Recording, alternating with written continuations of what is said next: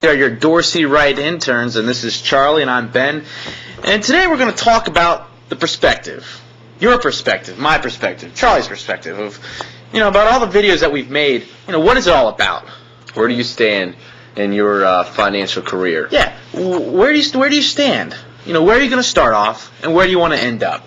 And so right now we're just going to take a look back at the videos that we've made and kind of discuss saving, checking accounts, credit cards, but how it pertains to certain age groups. Yeah, and where you might be able to apply those in certain situations in your career, because I know when I was 16, I wasn't ready to dive into the global warming ETF and invest my millions in it. At 16, I wasn't there. I know, at 18, I wasn't ready to begin in Roth. I'm 21, I'm still not there. Yeah.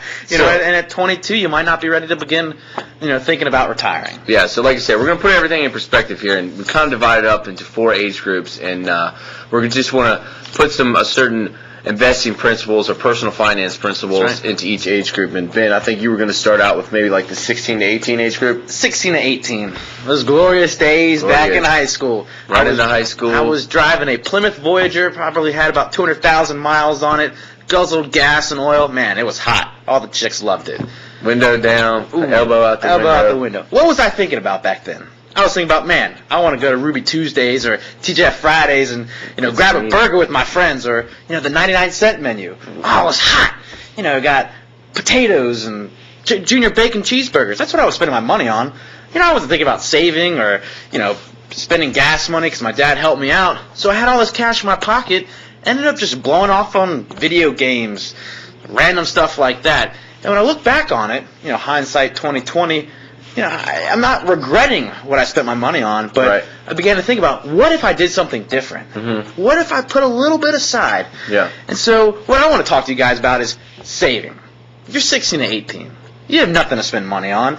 Put a little bit aside for food and, going out to dinner with your friends, going to a movie, something like that, putt-putt. Beers. But in all honesty, it's save. You're going to be in college in 2 years. You're going to have fraternity or sorority dues. Maybe you're going to be paying more gas money, credit cards, stuff like that. So this is the time where you can really take advantage of the freedom that you have and make your money work for you. Yeah. A few videos ago, we talked about these CDs and these high-interest savings accounts. Put money in those. That's great. It's so easy to do, too. I mean, just go walk into a bank or go online to ingdirect.com and just put in $300 if you have it. Go cut lawns for a couple months out of summer. Save $300. Put it into a 3-month CD, and you'll see your return. It's a good place to start. We talked about this. We had an article written about us a few days ago. Actually, it was a week ago. And I was quoted as saying, I was given $200 by my grandmother, and I spent it very quickly. Well, I was 15 at the time. And I look back on it, if I put that in a savings account and didn't take it out for a few years, it would have been worth much more than $200. Yeah.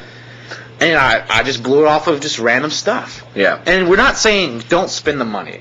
We're not saying put everything that you have into a savings account, but just be smart about it. Yeah. Because you're going to be getting graduation money, birthday money. Just use it wisely. Yeah, I think that's a great point. And I think I wanted to start talking about maybe the next stage in your life. The 18 to 22-year-old, basically the college years, and that's something I'm unfortunately looking back on right now. It's okay. Don't cry. Hey, yeah, there's optimism out there. Yeah. But I think kind of what I wanted to focus on here is what I've learned in 3.5 years so far, and that's not necessarily certain linear equations or things like that, but it's just the general life principles so far in college, and that has a lot to do with learning how to manage your money. That's true. You don't have your mom and dad just right there looking over your shoulder, seeing all the stuff you're buying. You're on your own out there, and it's tough. It's a tough world. People say it's the easiest years of your life, but it gets tough to manage your own budget. So I think my advice to the college years, the college age students, is to you may be full of debt and maybe debt-free, but look at where you are. Just take a step back, see where you stand financially as an individual, what your individual net worth is, and look at where you're spending money and where you could save money, because now is a great time, really, especially when you're in college when things, tight budgets, I'm living month to month and things like that. Look where you can cut things out. And also, maybe not necessarily start investing in different funds and things like that, but start learning, start researching. Set up your own profile on virtual stock exchange through MarketWatch.com and just track stocks. Mm-hmm. If you're interested in all of it, it's a great way to just learn more how the stock market moves and learn more about the economy, because that's a very important part of growing up. And as one of our analysts said, saving money gives you opportunity. It gives you choices. Yeah. If you're in college and your friends are like, hey, we're driving down to Daytona Beach, you look at your checking and savings account, you have $0. Yeah. You don't have that opportunity anymore, because you spend it all on beer or buffalo wings or something like that. And so it's very important to just manage your money wisely and start doing your own research. Yeah. So I'm going to talk about, after college, the age of 22 to 26. We're not there yet. Yeah, so take it for what it's worth. Take it for what it's worth. But we can take a gander at it. Hopefully you have a job, and maybe you have a girlfriend, maybe just got married. What do you need to do with your money? Where are you going to put it? How are you going to use it? You got to begin thinking about investing. And you already have your savings account ready and created, like we said. Put a little bit of money in there, and then start putting money in some investment accounts. Buy a few ETFs, mutual funds, stocks that you're comfortable with.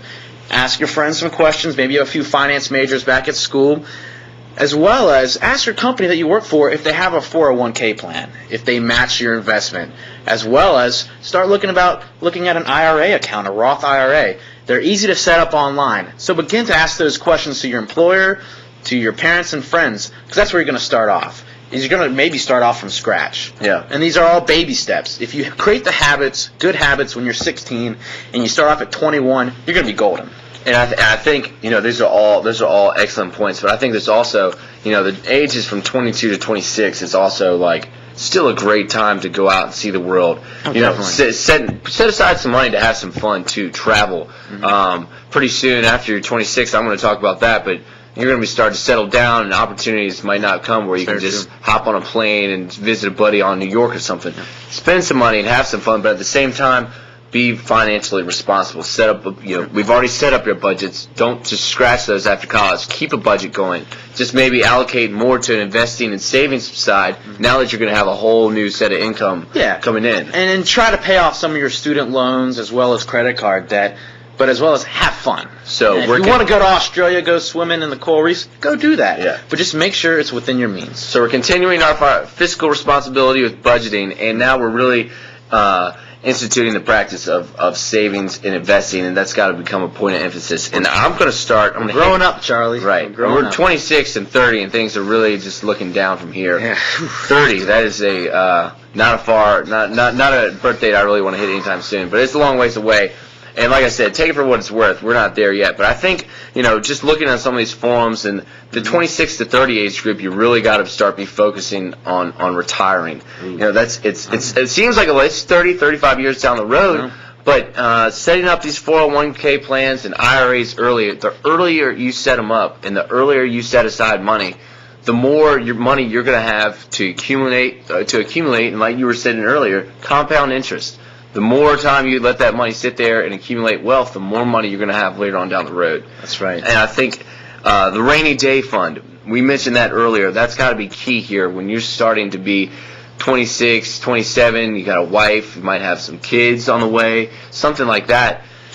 That's when you really have a burden of financial responsibility to where you're putting food on the table, and it's important to really put aside money for a rainy day fund, and in case something were to happen to you or your wife and you lose your jobs or something like that, you still have money set aside to pay bills, and you're not having to dig yourself into a deep hole that is debt.